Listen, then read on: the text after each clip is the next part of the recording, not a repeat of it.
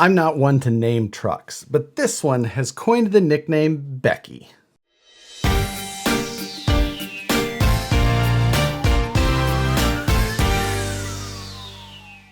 What's going on, everyone? Welcome back to the second episode on the Long Wheelbase UMG10 build. Now we're going to recap this because the last episode that I did on this was sometime around May of 2020. So it's been a little while, but I did find some time to get back to it. I've worked on it periodically here and there, but finally have got enough done on this that I wanted to finally get done this update video. But first, we are going to go over the concept of this build first and where we came from.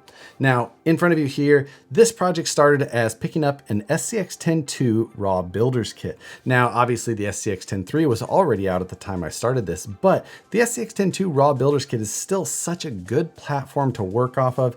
It's simple, but with a ton of upgradability, parts availability, everything about it, still a super viable platform and one that I really like. So I picked up the raw builder's kit, and then I picked up the Axial 6x6 rear chassis extension set. Now, obviously this is not a 6x6, but my plan was to make this long wheelbase truck. So I needed that frame extension kit as well as the link mount that came with it to achieve the platform that we've got going on here.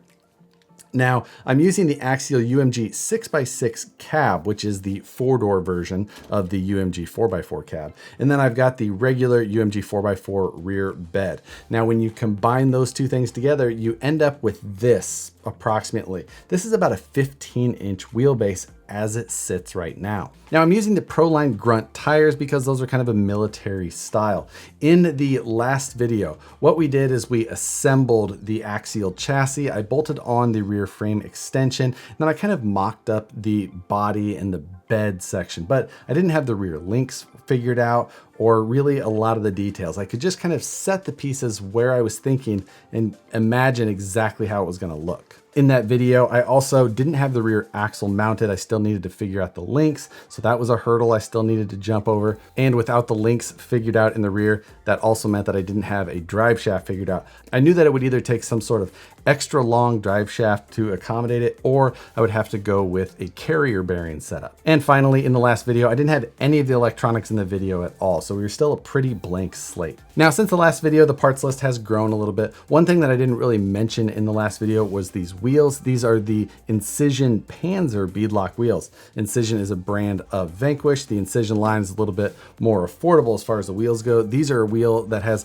kind of a military style with that 12-bolt hubcap that goes over the actual wheel nut. 6 of them hold the hub on, which gives you adjustable width, and then 6 of them are just for style. So I have the Proline Grunt tires mounted onto those wheels all the way around. Since then, I've also installed a Holmes Hobbies 550 can 13-turn Crawlmaster motor.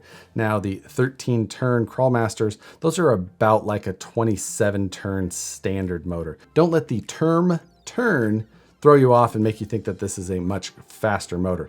5-slot motors have lower turn counts than traditional 3-slot motors. So it's just all about the amount of copper that's inside of there. I really like the Holmes Hobbies Crawlmaster motors. They're super smooth.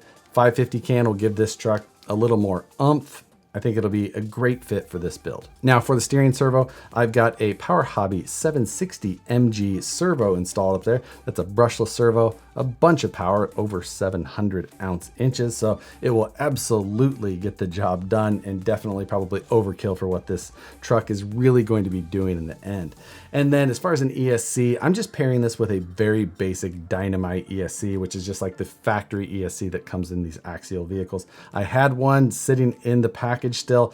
It's like, this is going to be a great little setup for it. It's going to push that 550 Holmes motor without any problem. So it's going to be a good fit. And then the only other parts that I really needed to pick up for this thing was an additional set of Axial Wildbore HD drive shafts. And that is going to kind of take us into the next steps, which was solving a lot of the issues or hurdles, challenges that we had to get this thing completed. Now, the first thing that really needed to be done is I needed to get the rear axle mounted in place. I kind of had an idea of where the rear bed and the cab was going to sit, and I needed the axle to fit in that area properly. So what I did is I assembled the short set of links that come in the Axial Raw Builders Kit, and I mounted that up to the rear link mount that comes in that 6x6 chassis extension set. And it pretty much worked out where I only had to add one hole on each frame rail to get that mounted in place.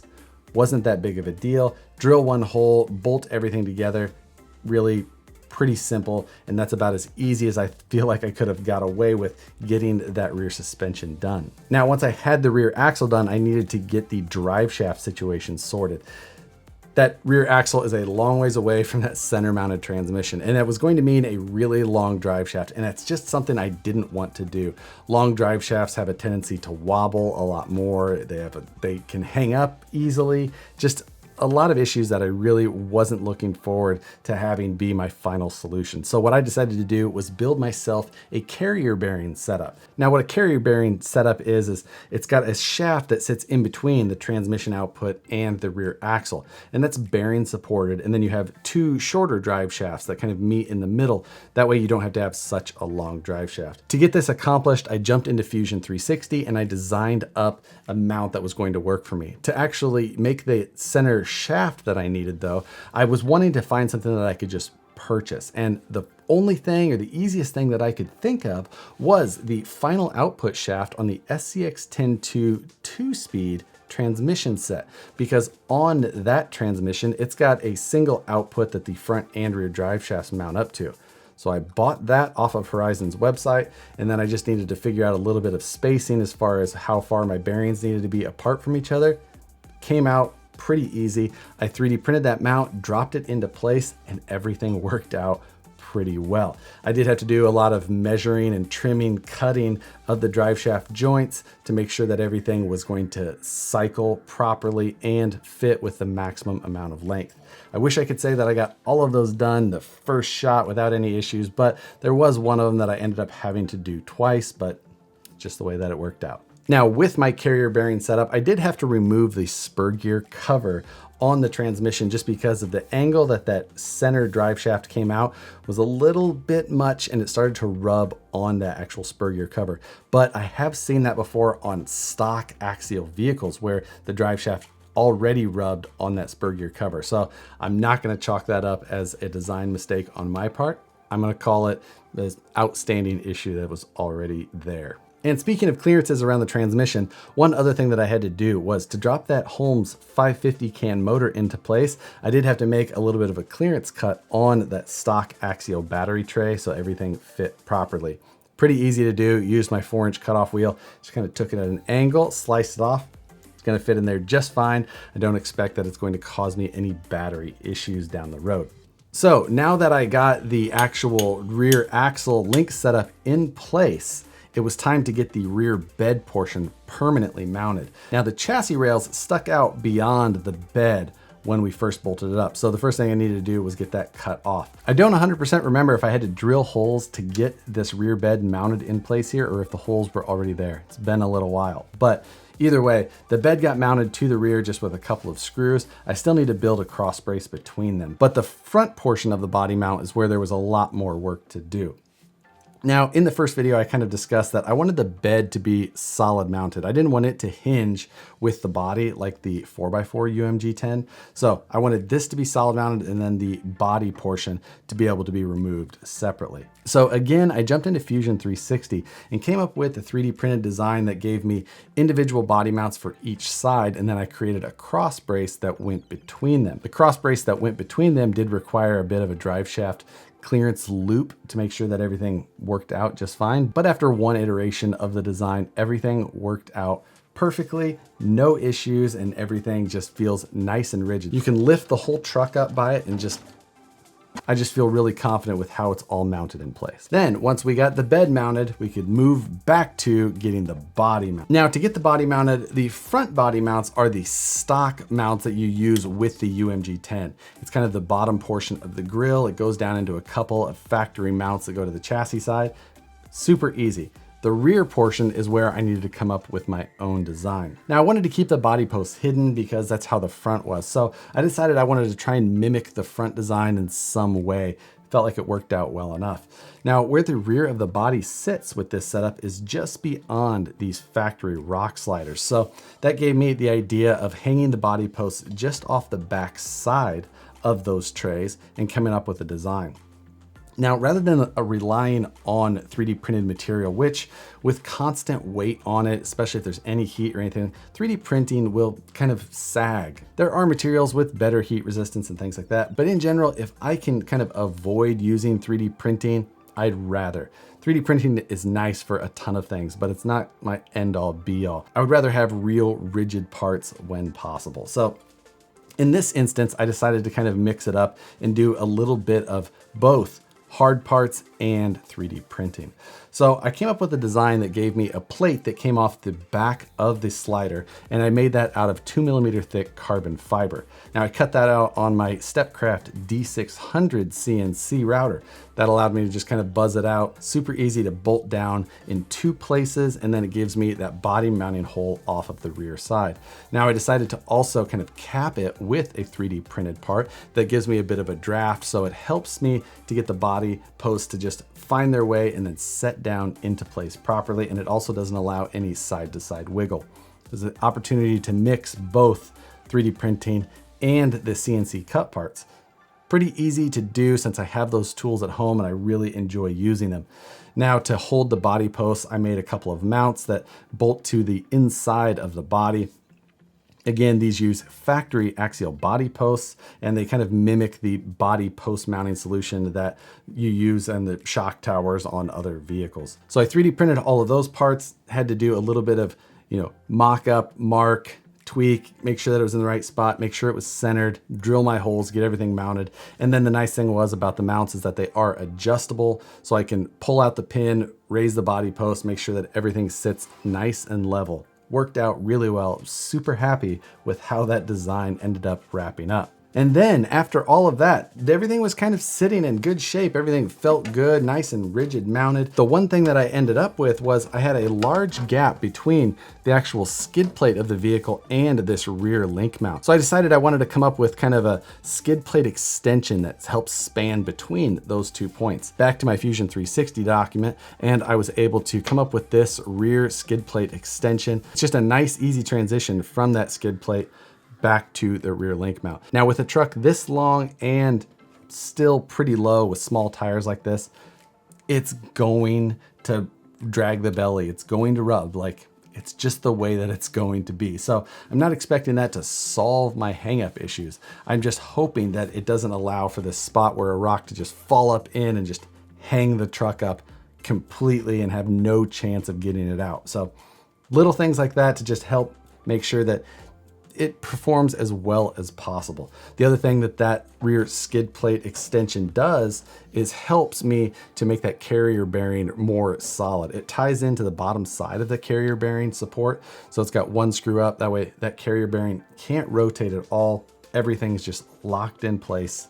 Again, everything just really came out well. The whole package really finished up better than I really expected it to in the first place. So pretty happy with how everything tied together. Now at this point, this truck is in good shape, but it's not done yet. I still have a pretty good sized list here in front of me of things that I need to get completed. First of all, I do not have a front bumper.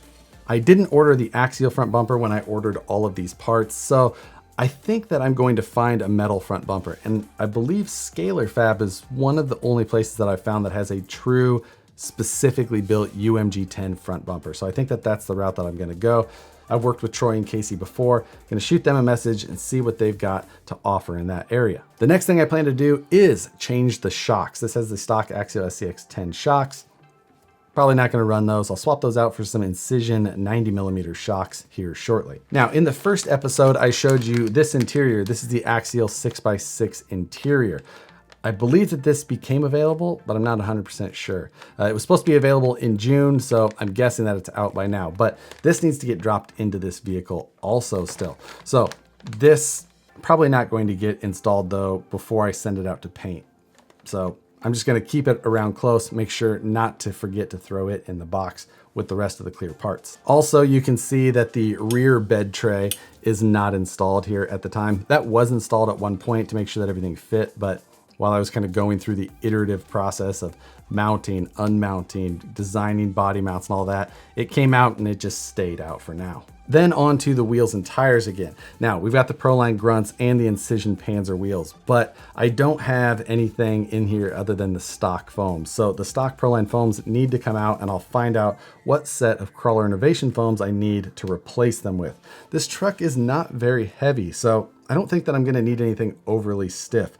Probably gonna go with a soft front and a medium rear in the Little Novas, which are the dual stage foams. But I need to make sure that I get the right one for the height and width of these tires. I've never tried to fit a Crawler Innovations foam in this narrow of a tire before, so I need to make sure that I don't need to do anything special there. And at that same time, I need to get the spare tire mounted. I've got a matching Panzer and Grunt, and then one other thing I need to do is I need to flip the one tire that I've got mounted opposite from all of the rest. Or maybe I'll take it off and it'll be my spare and I'll mount up the other one. But either way, something else on the checklist. The whole truck does still need to be wired, of course, but that should be pretty simple. I don't plan to do anything special other than, you know, steering, ESC. I might add lights. I'm not sure. It's up in the air. I don't run lights on a lot of rigs, so it's not something I'm like super worried about, but that Axial or Dynamite ESC already has outputs for lights, so it'd be pretty easy to add a couple. Maybe I won't cheese out, maybe I will, we'll see. And again, like I mentioned, I need to get this thing sent out for paint. I'm gonna send the body, the interior, the rear bed sides, the rear bed tray, all of that out to paint. But at this point, everything else has been done, so I feel good about it. I don't have to feel like I'm gonna have to make any more holes for body mounting or anything like that. Good and secure. One thing that I do want to do is adjust the rear pinion angle. It's a little bit on the low or down side. I'd like to rock that rear pinion angle up just a hair. I think it would help my rear drive shaft because it is a little bit short right now, and I feel like it could help my pinion angle through the suspension cycle. But I don't really have that ability with this link set. So I might just make a full new link set for this out of some stainless links. I've got plenty. I can definitely play around with it, and I can get that pinion angle exactly where I want it. So changing out all of the links on this car may still happen, and adding a little bit of stainless down low isn't gonna hurt anything either.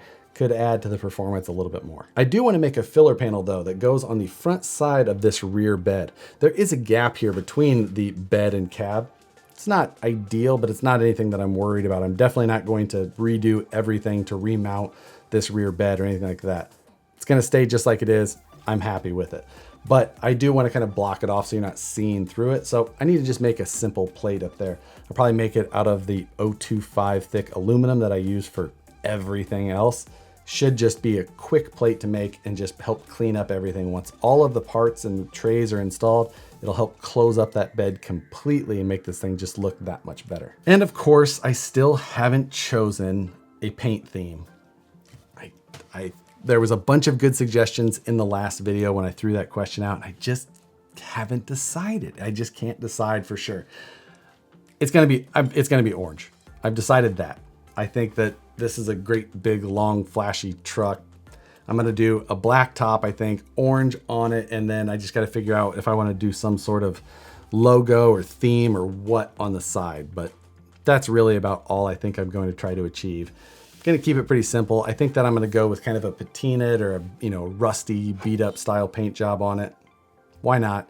That's, I think it'll be fitting for this type of truck. So there's your update on the Long Wheelbase UMG. Like I said, it's been a long time, but it's been a crazy year. Put out a ton of content this year, and this one made it onto a couple of live shows, but beyond that, it just wasn't one that I got around to working on a ton, but it was one that I felt like working on here the last couple of days, and that's what I did. So hopefully you guys enjoy it. Hopefully this is a truck that you enjoyed seeing the last time and will enjoy seeing make progress to this point. So with that, hit the like button if you enjoy these videos, subscribe if you're not already, and hit the notification bell so you see the videos as soon as they get uploaded. As always, I appreciate you guys watching. We'll see you on the next one.